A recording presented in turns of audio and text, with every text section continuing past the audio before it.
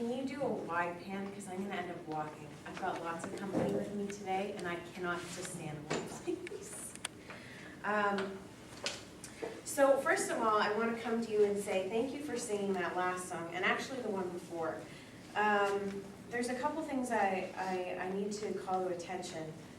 Barb, thank you for cheering for me today. I really appreciate that. Okay. I don't know if you guys know this or not, but our foundation is completely run by volunteers. Everyone from the top brass sitting in the back corner to the chairperson to whomever else, okay? So these three ladies in front of me on this side are all on the board of directors. They spend a lot of time and effort pushing us, moving us forward. These two ladies over here volunteer their time on a very weekly basis for I don't want to say how many years, to help people grow and move forward. Okay, so it's so important that we volunteer our time. With that being said, I was told a long time ago when I started doing lectures that if you bring forward your own personal experiences, people can relate better. So, thank you, Sharon, for that, because that was your information. I'd like you to take one of these and hang on to it for the next little while. Take one, pass it around. And the reason why I'm asking you to do this is because it's come to my attention that there's a bit of a spiritual pandemic going on. And I'd like to do something about it. And I'm going to ask you to help me. And you're going to go, oh man, here she is on her soapbox again. Okay, so let's talk about what's going on. Well, it's not many, but a couple. Okay. So for those of you that don't know, I've been working Ribfest this past couple days in a psychic tent, trying to help spread the word of spiritualism, and take my family on vacation. There's a little bonus in there for me. But what's happening is I'm realizing that a lot of people have a lot of questions, okay? A lot of people have a lot of unanswered questions. And I feel bad for them because that's not cool, right? It's nice to have the want and the need, but if you're not having it fulfilled, if you're not getting the information that you need, that's not really a great place to be in. It's kind of a dark place. So, as I'm standing there talking to different people about what I do, who I am, who I'm with, I realize that there's a lot of misconception about what we do and who we are. And I know I've done a lecture before about, let's be a card-carrying member of spiritualism. Right? I've done it before, but it's becoming more and more apparent to me because what we do is encompass every religion. We don't ask you to believe in one specific thing. We ask you to find what's true to you, okay? We don't browbeat you. We don't, there's a lot of things that we don't do, but what we do is we try to lift you up, okay? Because a lot of the times, by the time someone gets to this place, they're in such a dark space in their life, they're almost hopeless. And I've seen a lot of that this weekend, so yeah, I'm trying not to take it on. And that can be tough. That can be tough too. Anyway, I need to get to this point here. Okay. So, in the pamphlet, the orange pamphlet that you got, on the inside under our pastor's message, in there it says, our purpose is to assist you with your own spiritual development. That's heavy. And to allow you to determine what spiritual beliefs, concepts, or ideas ring true to you. That's pretty heavy. And that's where it comes into non-judgment. I was on Mom's show on Thursday, it was, and we were talking about not judging others, which is so very important. And honestly, I struggle with that on a regular basis. I really do. I'm human. I'm having a human experience. But when we don't judge others, it's interesting the doors that start to open up for us, okay? this past few days, I had this, I would say she's between 15 and 17, this young girl come up to me and she said, "Isn't what you do satanic?" And I went, "Okay, no." And she goes, "Well, Jesus wouldn't be proud of you."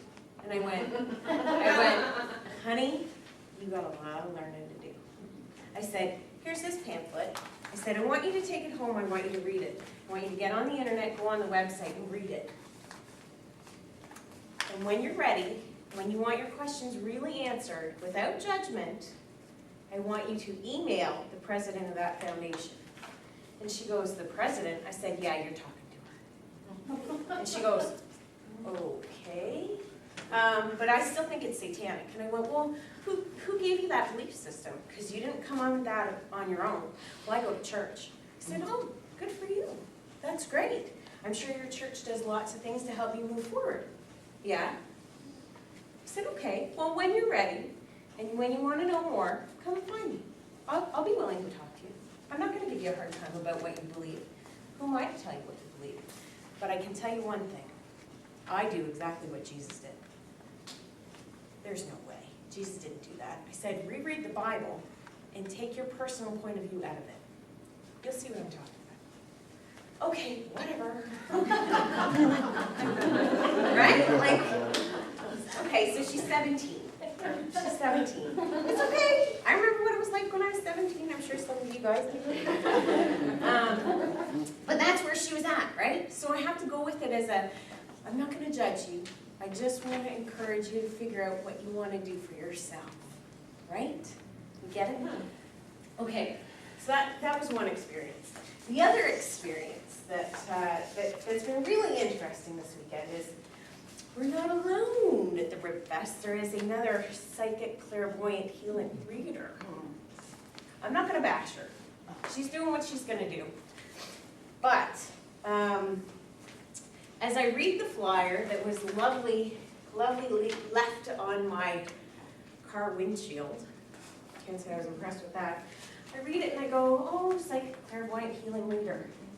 $50 a person, 7 people or more, 3 readings each, blah, blah, blah. Black magic, healing abilities." Anyway, I'll leave it out so you guys can read it. One thing you'll notice is that there's no name on this. There's no address. There's just a phone number. Ain't that a little scary? Where's your integrity? Who are you? Why can't you put your name and say, "This is what I do, this is who I am, I'm proud to be me. Come and talk to me. I walk my talk, I'm here to help you." You think someone who's going to give me a flyer without a name, without ownership of who they are, is going to actually be able to help you? Okay, I believe in without light, there's a lot of dark. Without dark, there's a lot of light. Okay, but you need the contrast. Okay, and that's essentially what we're up against. You know, and like I said, I'm not going to bash her. I just why can't she walk her talk? What's the problem there? You know, what's the problem? If you can't be true to who you are, why are you doing it? You're obviously doing it for the wrong reasons. So, with that being said, I want to talk to you guys a little bit about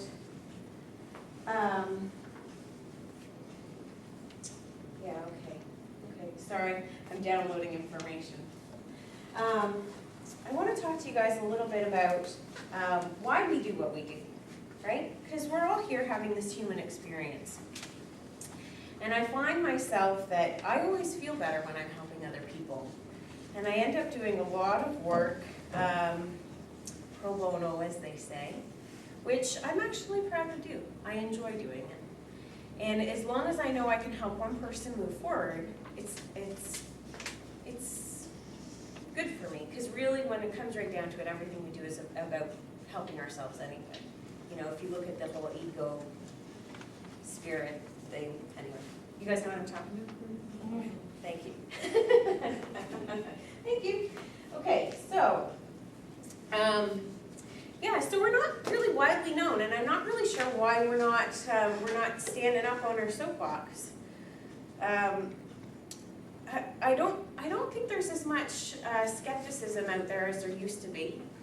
I think that people are becoming more and more open, and actually they need the help. They need the answers. They need to be encouraged to say, hey, look for something more, because there is something more out there for you. I remember, and I'm sure you guys have heard this, well, some of it before.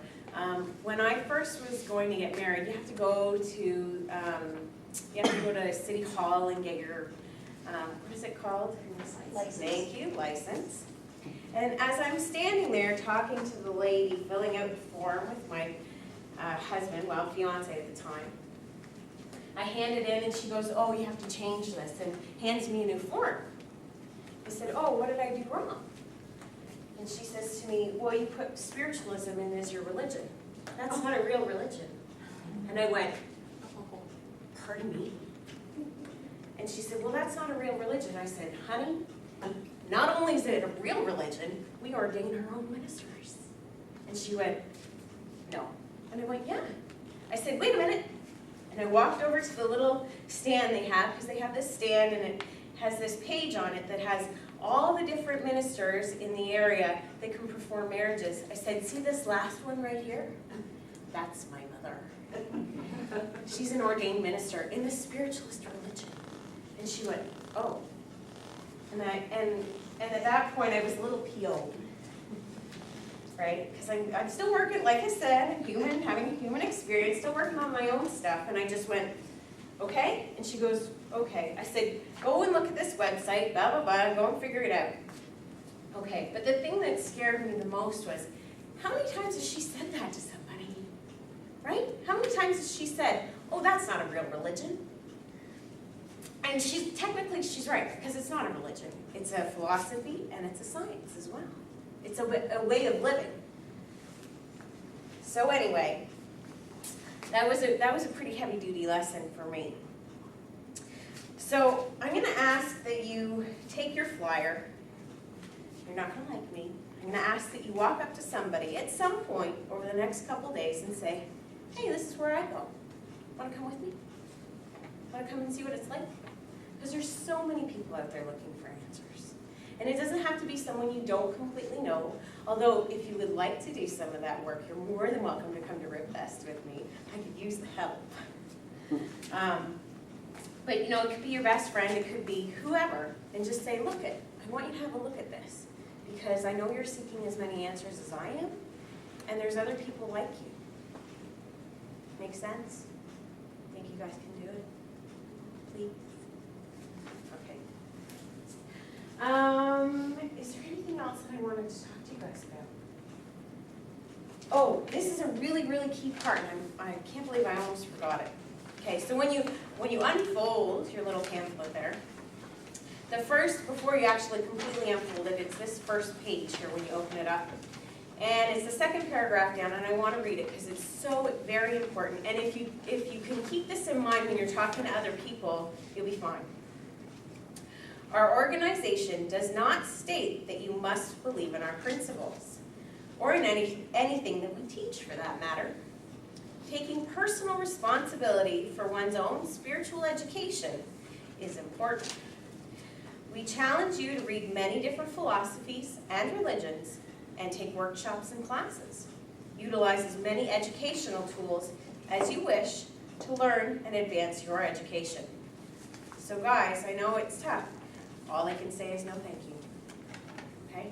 And I'll leave that with you. Say God bless and say thank you so much for coming in and listening to me today.